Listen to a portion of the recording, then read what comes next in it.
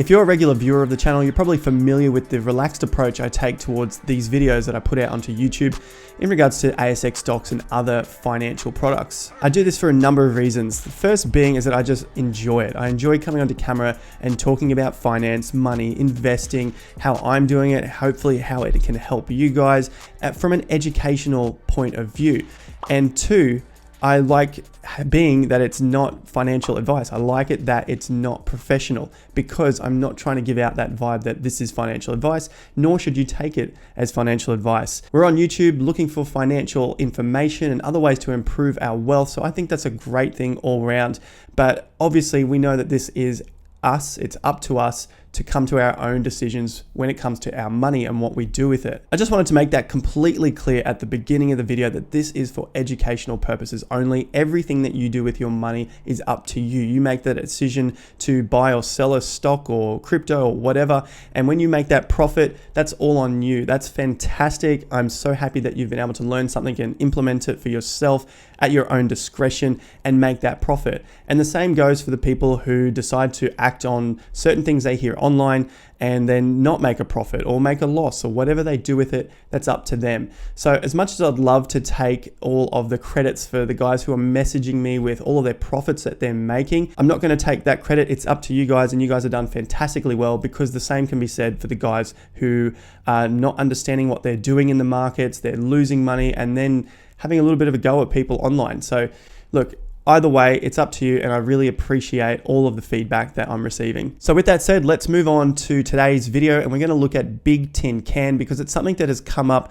multiple times in the comment section, and I've put it out on a couple of videos but not dived too much into it in the past. Probably 4 weeks ago was around the first time that we really looked at it on the channel, and I was liking the fact that it was starting to set itself up for a breakout, and in the last couple of weeks we have seen that breakout. So let's look at it in a little bit more detail in today's video.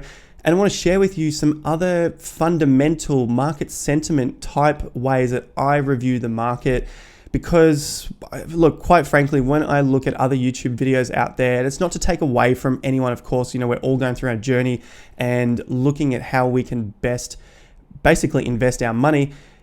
I don't see these things talked about, and I think they're pretty interesting to add into our own way of investing. So a couple of things I'm going to look at today are Google trend words, and then also the technical analysis of the market itself, and where we can find a fantastic entry point and potential area to look for some resistance where we would have to sell.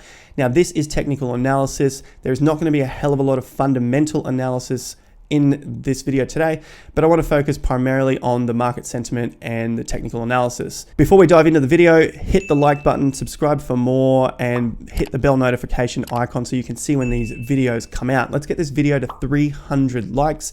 Really goes a long way to helping me out and helping the channel out, reaching more people out there so they can see this information and hopefully learn from it. This is the daily chart of Bigtincan, which is BTH on the ASX.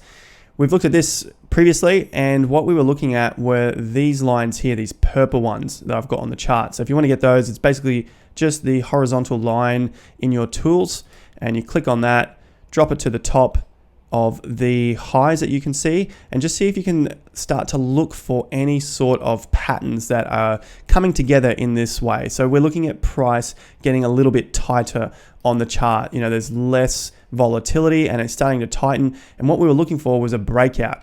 I believe it was around early to mid August that we started talking about this, and I thought if we could get a break above these highs, that would be a fantastic place to buy in. So the highs were around $1.05-ish, $1.10. You could play it safe and buy in at $1.10. And then what I was saying is, like I say on every other video, is I'd have a stop loss, basically a point in which you are willing to take a loss. Now, this is something that most new traders will not implement. I understand why, because you just don't want to see a loss in your account. But with these new stocks, which we all believe we're investing in, when in fact we're just trading them. We're trading them in longer periods of time, maybe months to years, maybe weeks. Then you really need to have a stop. So look, that's not advice, but I just see it as a very strong piece of education to look further into. What we want to do to figure out how we could have seen that is let's step back just a little bit in time. So we're in a daily chart. Let's go back to a weekly chart. So we just hit 1 and W, and that gives us a chart that shows up with weekly bars. Each one of these little bars are weekly. Now, someone asked me about the anatomy of a chart, and basically, to make it super simple, you can see these little points on either side of the line, and the left side is the open, right side is the close. That's the closing price, of course, and the top is the high, the bottom is the low. That's simply all it is that we're looking at here on the chart. All I've done here is connect this low point to the high point, then to another low point using this Fibonacci tool here, which is the Fibonacci extension, trend-based Fibonacci extension. And you just click on here, click, and it comes up with this list of prices to give us some areas of resistance. And so already we have seen this work on the 27th of July, came out and hit the 38%, and we saw it pause for a bit of time, broke through these highs on strong volume, and that's a fantastic sign that this trend is most likely going to continue. It's not saying it's going to go straight up. It can come back and then take off again. But right now we're just seeing it pause, or we had seen it pause around the 61%, which is another fantastic price area using these Fib extension tools. And potentially the next price points that we're looking for from here are around $1.47.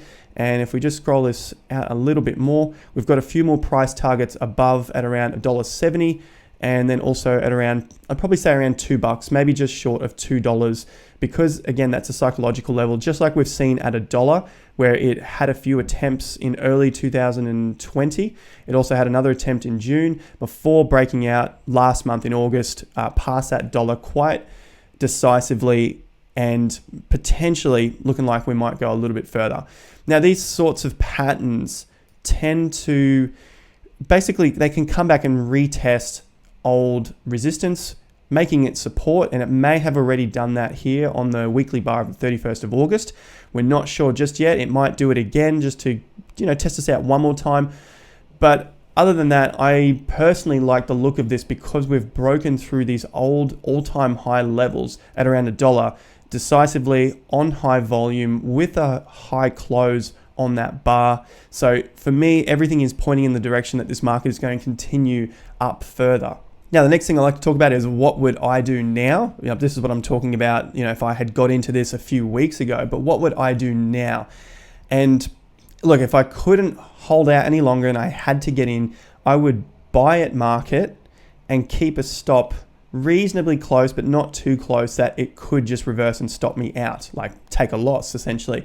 And I like the looks of the lows of the week, giving it a little breathing space, maybe a few cents below the low. So this week here is probably the most, it's got the highest low with high volume, and it looks like it had tested that dollar level and it's pushed away from that level. So I think if it was to come back and break that low cleanly and for a little while, stay under there, then I think this could just be a false move out of this consolidation. So that's why I would like to get out of the trade, because the conditions have changed. So what I would do is put my stop under here. This is at $1.05. If I had some more room to play, maybe I would say 97, 98 cents, because it gives me that space underneath the psychological level of $1. So that basically leaves me at around 27 to 30 cents of risk that I would be placing in this trade. Now, it's a fair bit, but we are playing with small cap stocks here, and that's basically the game that you have to play if you're looking for the big wins. So that's what I would do on this chart if I was to look at buying it today. Now, disclaimer, I'm not in this stock and it's just going on the watch list because I really love the look of it. And with that, we're going to move on to a couple of things that I haven't seen anyone talk about, and that is the Google Trends. Now, you might think that this is stupid to look at, or you have no idea what it's about or why we would even consider looking at it. But basically, it tells us what people are beginning to look at. Now, I've got a few in here that you can use as examples. Now, I've got Bigtincan, that's the blue line here. And this dotted area, like Google says here, values for this point have partial incomplete data available. And I like the look of that because in both cases where we've got Bigtincan, this is the way people are spelling them in Google. Now, it's also on the increase. I've got the ASX stocks to buy because that's another popular term that people search, and that is on the decrease. That's on the decline. So maybe ASX stocks are going to take a bit of a hit in the coming days or weeks. So that's just a quick overview of Google Trend Words. If you want to know more about that, let me know in the comments down below. Let me know if you've used it as well, because I've started using it over the last few years, and just keep it really simple. Like, what are people searching for? And basically just try and use that as a way to gauge market sentiment to see if there is some more buying coming into the mix. Let's move across to the report. So Bigtincan's website, bigtincan.com/company/investors.